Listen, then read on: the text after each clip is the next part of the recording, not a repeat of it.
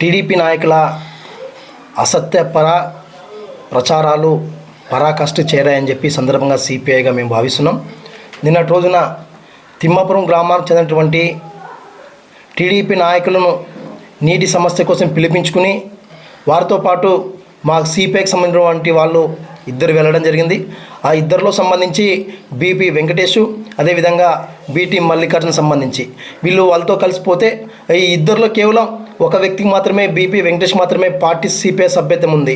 అలాంటి వ్యక్తిని తీసుకెళ్ళి వాళ్ళ నిల్లు సమస్య కోసం పోతే ఇవాళ సిపిఐ నుండి టీడీపీలోకి 100 మంది జాయిన్ అయ్యారని చెప్పి అసత్య ప్రచారం చేసుకోవడం చాలా దౌర్భాగ్యమైన పరిస్థితి అని చెప్పి మేము భావిస్తున్నాం. ఇప్పటికైనా జగన్నాథ్ రెడ్డి గారు మీ బోగస్ ప్రచారాలన్నీ కూడా పక్కకు పెట్టాలి. మిమ్మల్ని మొత్తం కూడా ప్రజలు గమనిస్తున్నారు. ఇవాళ కేవలం ఈ ప్రచారాలతో మైండ్ గేమ్ ఆడితే ప్రజలు మీ వైపు తిరుగుతారని చెప్పుకోవడం చాలా బాధాకర విషయం. ఇప్పటికైనా ఆలోచించాలి. నిజాయితీతో రాజకీయాలు చేయండి.